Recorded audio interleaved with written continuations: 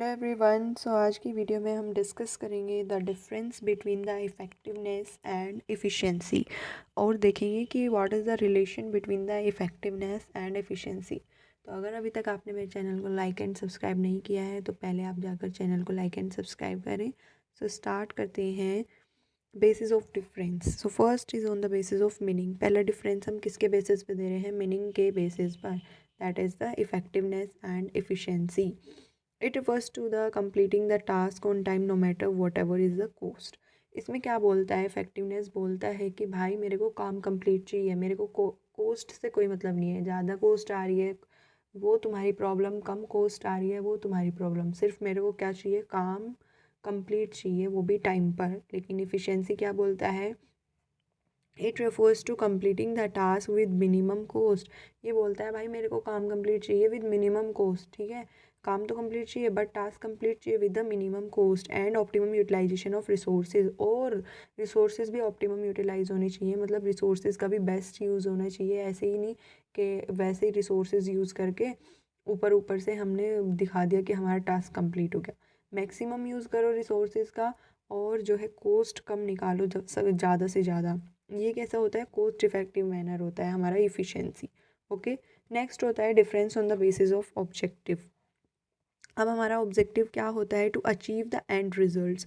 Effectiveness बोलता है कि भैया मेरे को तो एक मतलब है कि मेरे को एंड रिजल्ट चाहिए, मेरे को टास्क कंप्लीट चाहिए, मेरे को कोस्ट वोस्ट ये रिसोर्सेज से कोई मतलब नहीं है।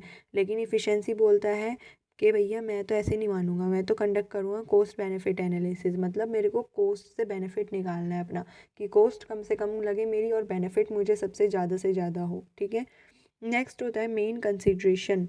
कि मेन कंसिड्रेशन क्या होता है इफेक्टिवनेस का? Doing the right task. मतलब इसका होता है कि राइट टास्क हम परफॉर्म कर रहे हैं, अपने काम को हम टाइमली कंप्लीट करके दे रहे हैं। लेकिन इफ़िशेंसी क्या बोलता है? कि doing the task in a right way, कि मैं जो है काम कंप्लीट करके दूंगा।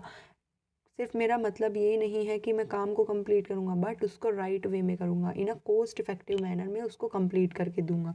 ठीक है, तो ये बोलता है हमारा efficiency. Now what is the relation between the effectiveness and efficiency.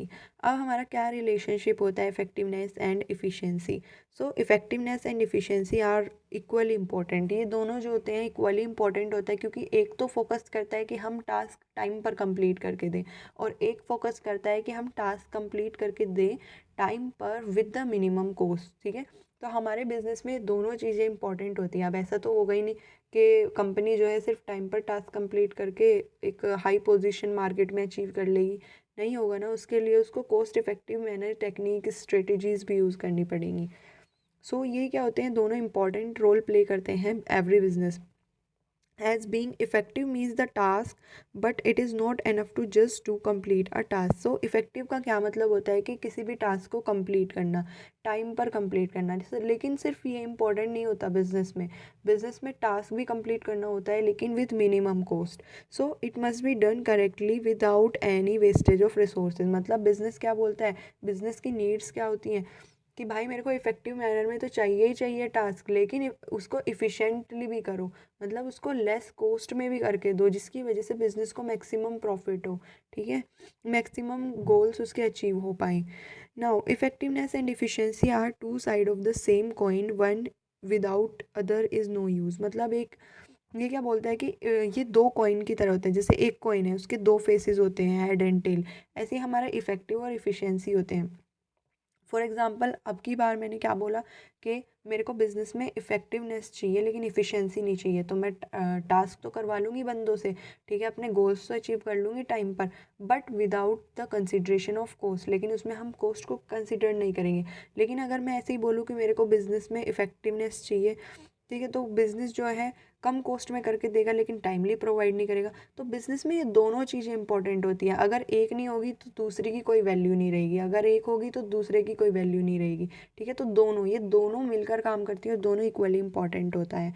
Okay, effectiveness and efficiency together lead to a higher profit. और इफेक्टिवनेस और इफिशिएंसी रिस्पॉन्सिबल होती है बिजनेस को हाई प्रॉफिट और हाई ग्रोथ प्रोवाइड कराने में मार्केट में, prosperity of an organisation. Okay, and failure of an organisation is due to inefficiency and ineffectiveness. और फेलियर किस वजह से होता है बिजनेस में? जिस भी बिजनेस में इन इफेक्टिवनेस होगा, इन इफिशिएंसी होगी, वो बिजनेस किसकी तरफ जाएगा? फेलियर की तरफ जाता जाएगा। लेकिन जिस कंपनी में टास्क टाइमली कंप्लीट हो रहे होंगे विद लेस कॉस्ट, ओके, सो उसमें क्या होगा, वो अपने गोल्स को ज़्यादा अच्छे से अचीव करेगा और हाईएस्ट प्रॉफिट अर्न करेगा बिजनेस में। So this is all about the relationship between the efficiency and effectiveness and the difference between the efficiency and effectiveness. So if you really like this video please do like and subscribe my channel. And अगर आपको किसी भी topic में problem आ रही है, so please comment down and comment over there that how like you this basically the difference between the effectiveness and efficiency topic. Okay, so thank you.